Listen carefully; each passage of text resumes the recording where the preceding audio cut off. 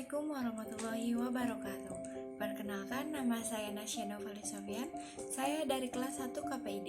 Saya di sini akan menjelaskan tentang hadis mutawir dan hadis ahad. Apa sih itu hadis mutawir dan apa sih itu hadis ahad? Hadis mutawir menurut bahasa yaitu isim fa'il dari kata at-tawatur yang berarti at-tatabuk atau artinya yang berturut-turut.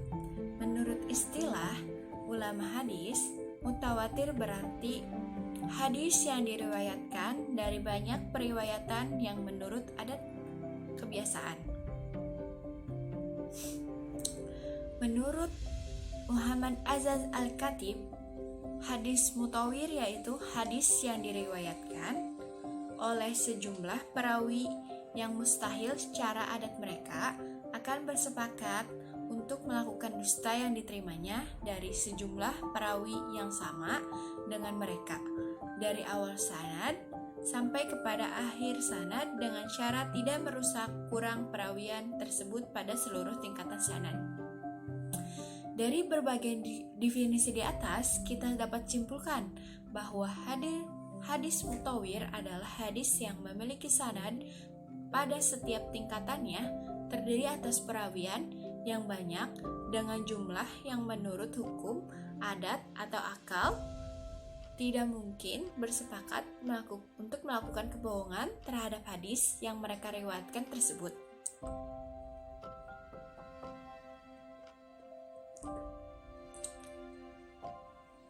Kriteria hadis mutawir. Berdasarkan definisi mengenai hadis mutawir di atas, para ulama hadis selanjutnya menetapkan bahwa suatu hadis dapat dinyatakan sebagai mutawir apabila telah memenuhi kriteria tertentu. Kriteria tersebut adalah sebagai berikut. 1. Jumlah perawi yang banyak ini harus terpaut dalam sebuah tobaqat, yaitu generasi sanad. 3. Secara rasional dan menurut kebiasaan adat para perawi tersebut mustahil sepakat untuk berdusta. 4. Sandaran beritanya adalah panca indera dan itu ditentui dengan kata-kata yang digunakan dalam meriwayatkan sebuah hadis. Seperti kami telah mendengar, kami telah melihat, dan kami telah menyentuh, dan lain sebagainya. Hadis mutawir dibagi menjadi dua, yaitu yang pertama, hadis mutawir lafzi. Hadis mutawir lafzi adalah hadis mutawir yang berkaitan dengan lafaz perkataan Nabi. Artinya, perkataan Nabi diriwayatkan oleh banyak orang kepada orang banyak, seperti hadis Nabi Shallallahu Alaihi Wasallam. Man kab'ala ma'tab'azi aflatah umukihdaumunar. Artinya, barang siapa yang sengaja berdusta atas namaku, hendaklah ia bersiap-siap menduduki tempat duduknya di neraka. Hadis riwayat Bukhari. Suatu mutawir dikatakan lafzi bila redaksi dan kandungan sunnah yang disampaikan oleh sekian banyak perawian tersebut adalah sama benar. Yang kedua, yaitu hadis mutawatir manawi. Hadis mutawatir manawi yaitu hadis tentang perbuatan Nabi Shallallahu Alaihi Wasallam yang mengangkat tangan pada waktu berdoa. Hadis tersebut diriwayatkan sebanyak lebih kurang 100 macam hadis dengan redaksi yang berbeda. Kendatipun hadis-hadis itu berbeda redaksinya, namun karena semua pesan yang tergantung masih mempunyai qadar mustarak atau titik persamaannya sama, yaitu keadaan Nabi yang mengangkat tangan pada waktu berdoa. Seperti itu, maka hadis itu hadis mutawatir manawi. Contoh hadis mutawatir manawi.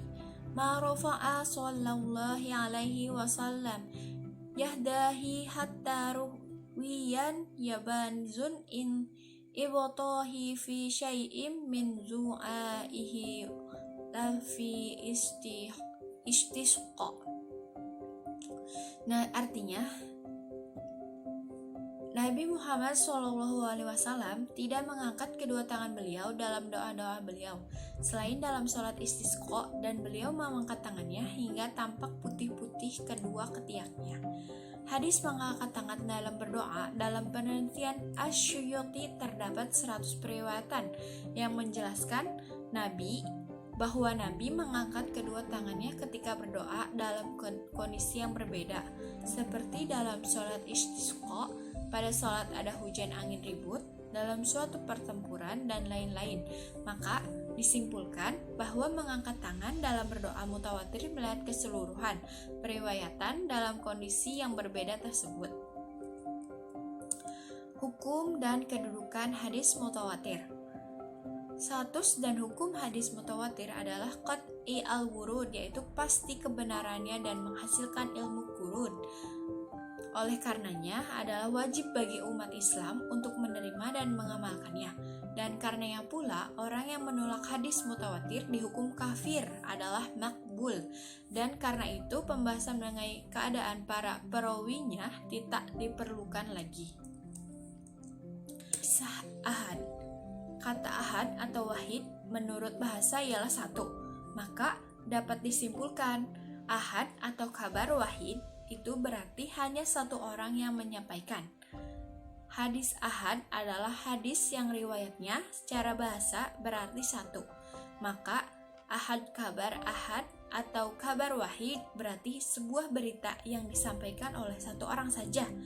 Ada juga yang mengatakan bahwa hadis ahad adalah suatu hal yang disandarkan kepada Rasulullah SAW, yaitu berupa sebuah perkataan, sifat fisikal, pengakuan, perbuatan, akhlak, ataupun perilaku Nabi setelah diangkat menjadi Rasul atau sebelumnya.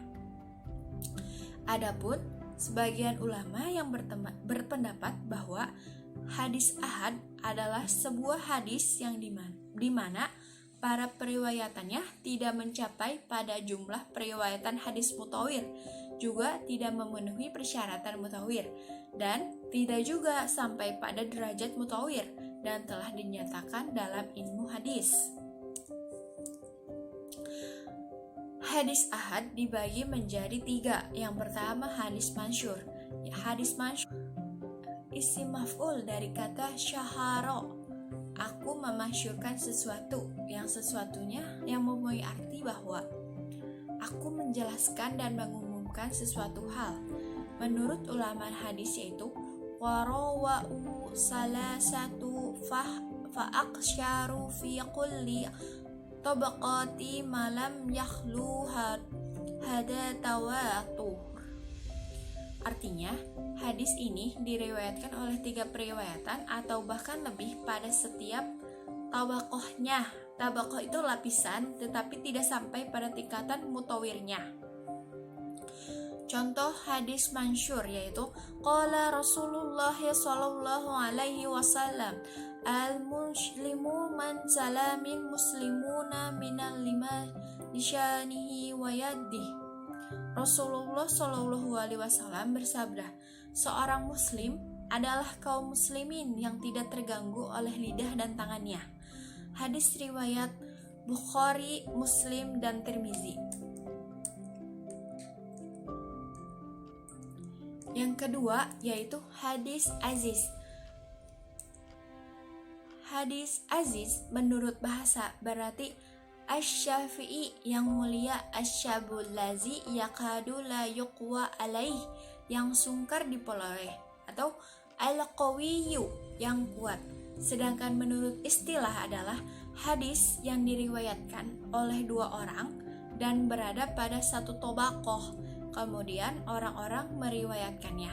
Disebut sukar karena diperoleh. Hadis ini sedikit kategorinya dan jarang adanya, atau disebut kuat juga karena adanya sanad yang datang dari jalur lain.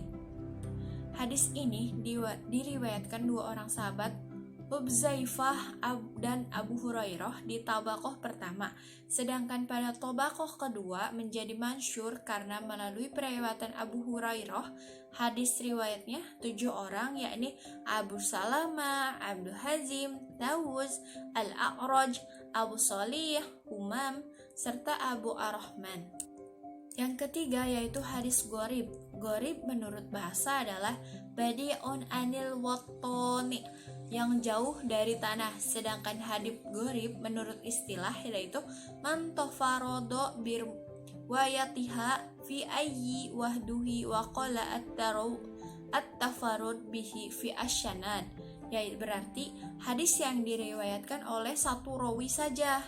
Contoh hadis gharib hanya diriwayatkan oleh satu rawi saja. Abu Hurairah radhiyallahu anhu dari Nabi sallallahu alaihi wasallam telah bersabda, iman itu bercabang-cabang menjadi 60 cabang, dan malu itu salah satu cabang dari iman. Hadis riwayat Bukhari Muslim. Kesimpulan dari hadis mutawatir dan hadis ahad yaitu sebuah hadis yang kuat atau tangguh jika perawiannya dalam hadis tersebut memiliki sanad-sanad yang jelas dan tidak menyeleweng dari periwayatan sebelumnya. Hadis ini adalah kriteria dari hadis mutawir, berbeda dengan hadis ahad. Hadis ahad adalah sebuah hadis yang dimana hadis tersebut tidak memenuhi syarat-syarat dari hadis mutawir. Skema sanad. Skema sanad kita dapat dilihat dari tabel berikut. Rasulullah turun ke Abi, ke Aisyah, Ibnu, dan Jabir. Ke Abi turun ke Hasan, turun lagi ke Yunus, turun lagi ke Hamad, turun lagi ke Toib. Terus Aisyah turun ke Urwa, udah ke Urwa dia turun ke Zuhri, Yazid, Malik. Dan terakhir Al-Tirmidzi. Aisyah juga menurunkan kepada Abihi, kepada Hisyah, terus kepada Malik. Malik menurunkan lagi kepada Yahya, terus Yahya menurunkan lagi kepada Muwattah.